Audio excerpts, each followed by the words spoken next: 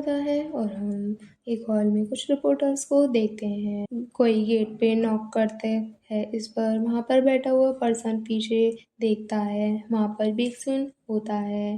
Vaccine कहता है यह एक सीक्रेट ब्रीफिंग है, प्लीज़ शांत रहें। वो अंदर आकर स्टेज पे कहता है इन मामलों को अत्यधिक गोपनीय रखा जाए। किडनैपर और हमारी गवर्नमेंट इनडायरेक्ट रूप से मीडिया के जरिए से बात कर रहे हैं। वे हमारी मीडिया पर नज़र बना रखे हैं और उसके अनुसार वे अपनी दिशा बदल रहे हैं। इस पर उनमें से कुछ रिपोर्टर्स आपस में बात करते हैं, इसलिए हर मीडिया आउटलेट उन्हें अपनी रिपोर्टिंग में बहुत सावधानी बरतनी होगी। बेक्सिन आगे कहता है व्यक्तिगत पत्रकारों को सरकार की व्यक्तिगत आलोचना से स्ट्रिक्टली बचना चाहिए। भी अभी 5:02 तक गवर्नमेंट टेम्पररी तौर पर मीडिया कंट्रोल करेगी। इस पर उनमें से कुछ रिपोर्टर्स चिल्लाते हुए कहते हैं क्या क्या यह पाबंदी है? क्या सचमुच स्थिति इतनी सीरियस है? पुअर पर्सन, आप जानते हैं ये जनता के इंफॉर्मेशन के अधिकारों का उल्लंघन है। क्या यह प्रेस की स्वतंत्रता और संपादकीय अधिकारों पर बहुत अधिक प्रतिबंध नहीं है? क्या यह गवर्नमेंट की ऑफिशियल पोजीशन है?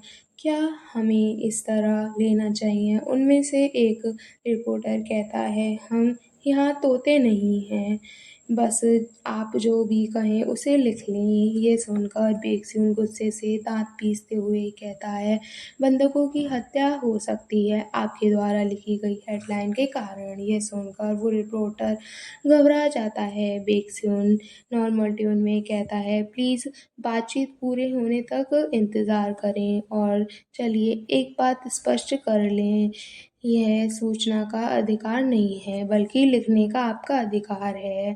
अपना मुंह ज़्यादा चलाने का अधिकार है। यह आपकी दूसरी से प्रशंसा पाने की अतृप्त लालच और श्रेष्ठता की सस्ती भावना ही है जो आपको प्रेरित करती है। फिर वो अपनी टाई ठीक करते हुए कहता है तो चलिए अपनी निराशा और शिकायतों को ना छिपाएं इस आड़ में कि आप यह सब पब्लिक बेनिफिट के लिए कर रहे हैं।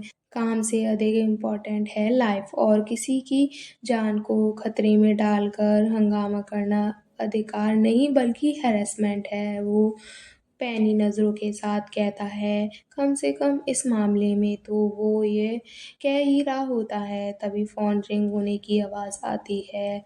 फिर एक पर्सन बेक्सिन के पास आता है। वो फ़ोन देते हुए कहता है सर आपका फ़ोन लगातार रिंग हो रहा है। बेक्सिन फ़ोन लेते हुए कहता है एक बार नेगोशिएशन टीम ऑर्गेनाइज हो जाए मुझे टाइमलाइन सेंड करना। इस पर वो पर्सन कहता है लेकिन सर आप खुद लोकल नेगोशिएशन टीम के साथ क्यों नहीं गए?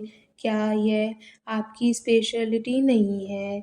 आपकी माँ कोरिया की नंबर 1 नेगोशिएशन एक्सपर्ट है और आपके पास पॉलिटिकल साइंस में मास्टर्स की डिग्री है और आपने एफबीआई में हॉस्टेज नेगोशिएशन की ट्रेनिंग पूरी की है। यहाँ तक कि प्रेसिडेंट भी आशा कर रहे थे कि आप जाएं। बेक्सिन बोलता है छोटी मोटी बातें बहुत हो गई, अब पॉइंट पर आओ। वो पर्सन कहता है सर क्या कुछ गलत है? फिर सीन शिफ्ट होता है हेजू की तरफ जहाँ हम कार साइड मिरर टूटा हुआ देखते हैं। हम हेजू को देखते हैं, वो डर के कारण काँप रही होती है। वो सोचती है क्या वो किडनैपर था, लेकिन वह बस यूं ही क्यों गुजर गया? मुझे पहले इसकी रिपोर्ट करनी होगी। क्या मैंने इसे गिरा दिया? फिर वो नीचे अपना फ़ोन चारों तरफ देखती है। तभी उसकी नज़र बैक सीट पर जाती है जहाँ पर किसी के पैर दिखाई देते हैं। वो कहती है यह क्या क्या मैं सिर्फ इसलिए परेशान हूँ क्योंकि यह सब सिर्फ घटित हुआ है।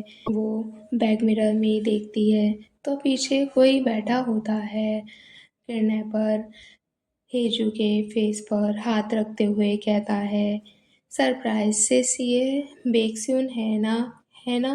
कॉल करें, चलो बेक्सिन को कॉल करें, मुझे नंबर पता है। हाँ यह सब रेडियो पर मर्डर की बातचीत, मैं बंधक की बातचीत करूँगा। सिस, तुम्हें कार चलानी चाहिए, मैं फ़ोन करूँगा। रेडियो से आवाज़ आती है। बातचीत शुरू हुई। किडनैपर कहता है, जल्दी करो सिस, ड्राइविंग स्टार्ट करो। हेजू सोचती है, नेविगेशन अपने आप चालू हो गया। किडनैपर कहता है, सिस, अगर तुम कुछ मूर्खता का काम करोगी तो मारी जाओगी। किडनैपर कहता है, उठाओ फ़ोन उठाओ।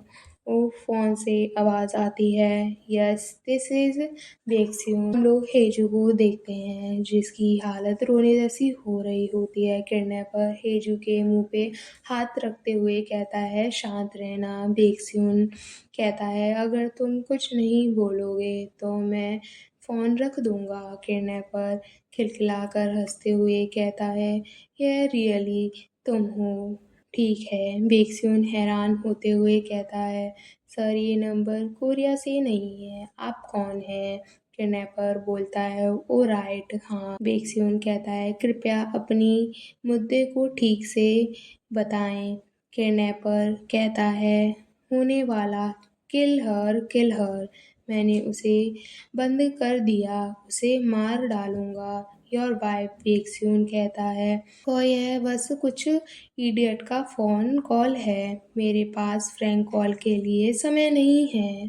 कॉल कट हो जाती है और किडनैपर गुस्से से अपना सिर सीट पर मारते हुए कहता है, damn it bastard, damn it. इससे हेजू डर जाती है। किडनैपर कहता है, हा हा सिस, हा हा।